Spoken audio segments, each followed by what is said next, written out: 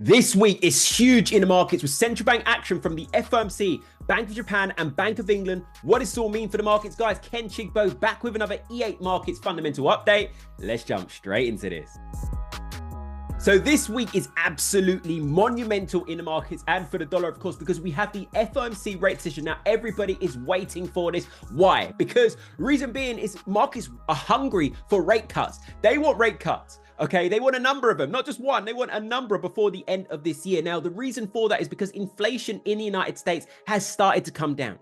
Okay, we're seeing that. We've seen progress on that the last couple of readings. The chair of the FOMC, Jerome Powell, has even acknowledged that himself by saying we've made substantial progress on bringing inflation down. So, i.e., the markets are reading in between the lines there, anticipating that the FOMC are gearing the markets up for rate cuts in the coming months, okay? Potentially at the next decision, not this decision, July, but they lay the foundations for that for September. Now, I'm going to talk about more details in a moment, but if we look at the dollar here, right? Last week, we finished broadly flat, okay? We staged the rebound or stage foundation for a strong rebound the week before last, okay?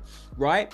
After this consecutive selling, bam, bam, okay, 2 weeks of selling because lower inflation, we saw lower inflation readings and we saw Jerome Powell remaining dovish, indicating that we've made substantial progress on inflation, gearing us up for these rate cuts. Now, when you look at market pricing, okay, obviously the probabilities of them cutting at this decision is very slim, 6.2%. But all the focus is on September. You can see this is 100% priced in because we've seen CPI readings, we've seen inflation, generally speaking, coming down.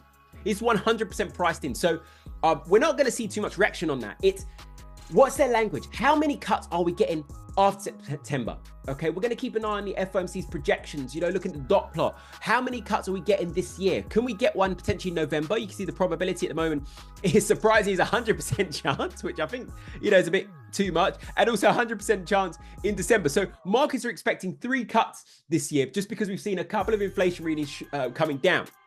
Now, if you take a look here on the calendar, I just want to show you something that we didn't react to, and there's a reason why I mentioned it. Look at GDP. GDP last reading, okay, last week we had a reading of 2.8%. It smashed expectations. What does that mean? That means the economy is still expanding at a solid pace. It's still growing. It's outperforming market expectations. Now, remember, go back to the reasons to why we cut rates. We cut rates, yes, when inflation's coming down. But if we've got an economy that's still running warm, it's growing well, it's expanding well, beating market expectations, is there a reason to rush and cut aggressively? As much as the markets are pricing in here, the markets are being greedy. They're getting delusional by calling for 3 cuts. The economy right now does not require 3 rate cuts. 1, yes, I get it. 2 is a bit of a push, but 3, get out of here.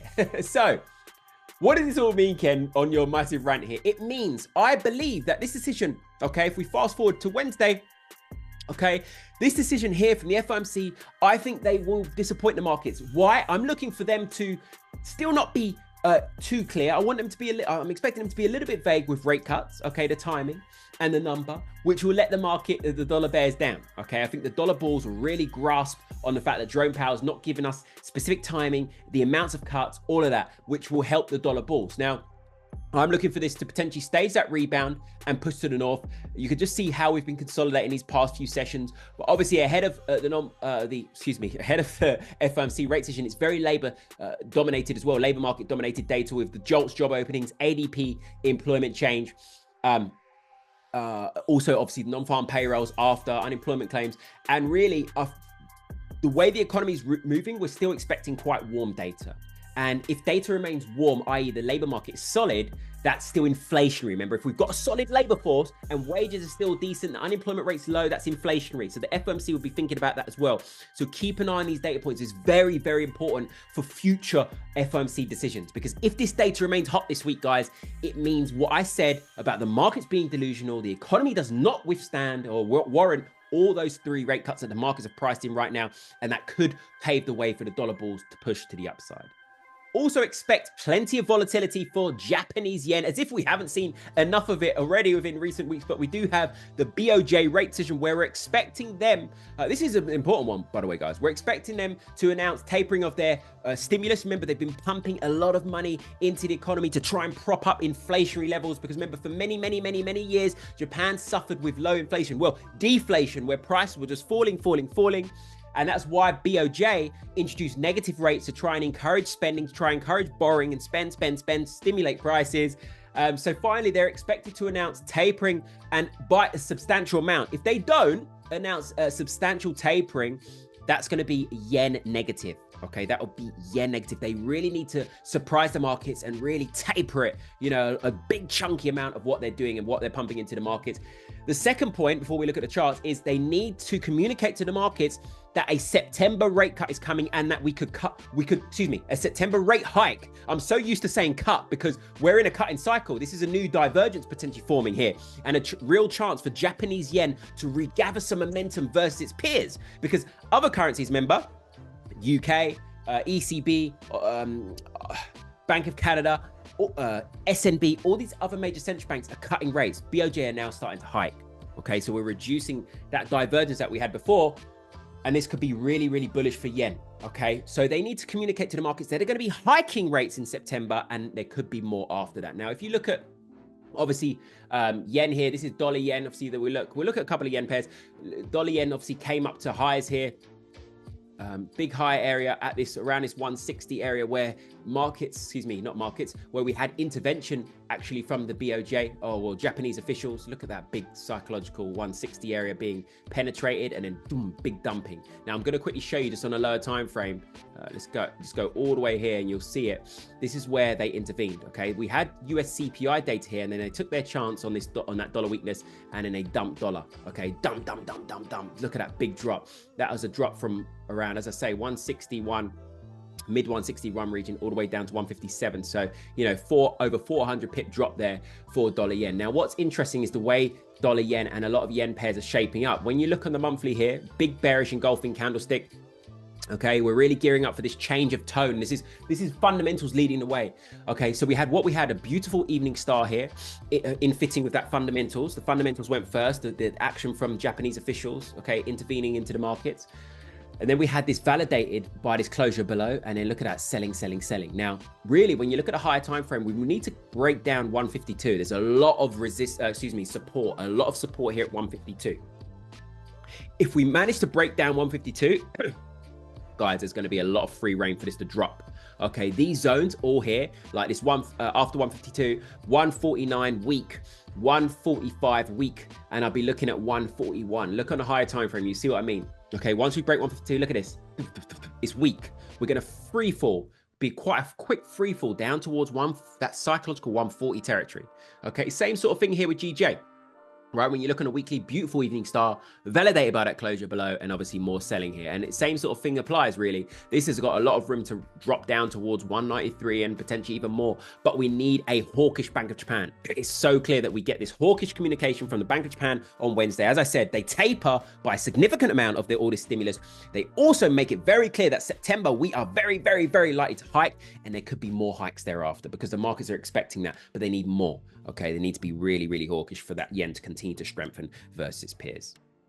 And lastly, expect plenty of volatility around GBP because we do have the Bank of England rate decision where markets are expecting them to cut by 25 basis points. If you look here, it is very close though, guys. I must say it was a 50-50 probability, but it's just edged over that. And you can see general consensus is for that to be cut by 25 basis points to 5%. I'm expecting this to be very, very close. Now, the reason why markets are expecting them to cut is because inflation has come down in the UK, but there's still some risks because wages are high and also services inflation. Remember as well, the UK is a heavy services led or dominated economy. Okay, services makes up around 70% of the UK's GDP. So the Bank of England, some members are still concerned about the rising in prices of services and how that could affect inflation and their targets. Remember, they want inflation down overall around that 2% mark, but they're concerned if services inflation is still high, that could still pull overall inflation higher. So if they do cut rates by 25 basis points as expected here, there could be a knee-jerk spike of weakness to the pound, generally across the board. But I expect that to be short-lived because of what I've just said. I expect it to be a hawkish cut. And them just be like, look, we're just cutting for now. That's it. No more cuts for a long time.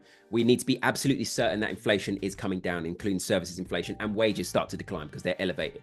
So obviously there's plenty of GP pairs to look at. as a base case here of what's going on with GU, you can see we've been topping out. We ran into heavy supply here at this sort of 130.50, 131 area where we had topped out there in July. Okay, shooting star, validated by that closure below this week. Now, for me, there's a lot of demand at this, well, a lot of support. Let's just go to the weekly. I'm just going to put a zone here. It's basically defending this 128 area. There's a lot of demand there. Okay, so what we could see is this weakness for GBP. All right, look all the way along here. What we could see is weakness for GU heading into, and if obviously because we've got the FOMC ahead of that as well, so there could be some weakness in GU, but ultimately this zone could end up be defended if the Bank of England only cut, and they're hawkish, but they're hawkish with the cut. As I said, that they know this isn't the start of a cutting cycle. We're going to be pausing for a very, very long time. So I kind of think GBP could remain supported across the board versus its peers in the sort of aftermath of this decision, guys. All right. So look, ultimately, this week it's a tricky one because we're battling. If we're looking at GBP versus dollar specifically, obviously there's other pairs. Look at GP Aussie, look at GB NZD, look at GB CAD. There'll be some opportunities there as well. But GP GU, which we're using as a base case here, may be a little bit more tricky because we've got two decisions from each respective central bank. So for bears, right, we need a breakout and retest of this 28 area, and it'll open up a fast drop. I think we'll get a really fast drop down to, you see this trend line here? Okay, down at around 25.00. If this ends up catching a demand, okay, support, excuse me, we fail to break this, what this could do is end up forming a bit of a bullish flag. You see, like here, look, you can see that potential bullish flag, right? And we end up breaking out to the upside and going retesting this zone. Okay, this 131 region. Obviously, if we break out and retest that, you can have some serious room to fly into 133, 135 and beyond. All right, so those are your two scenarios. It's a key zone. We just need to see what happens with this 128 zone. But as I say, guys, I'm just using this as a base case. There's other opportunities for you. If there is a hawkish hike there, hawkish cut, right, where they don't commit to more, expect GP to strengthen versus other peers quite easily, okay, such as GP CAD, GP NZD, Euro GP. You know, there's going to be opportunities there. So plenty of volatility across the board with the markets this week, with a number of currencies there. As you can see, guys, have a blessed and an amazing week. I'll catch you on the next video.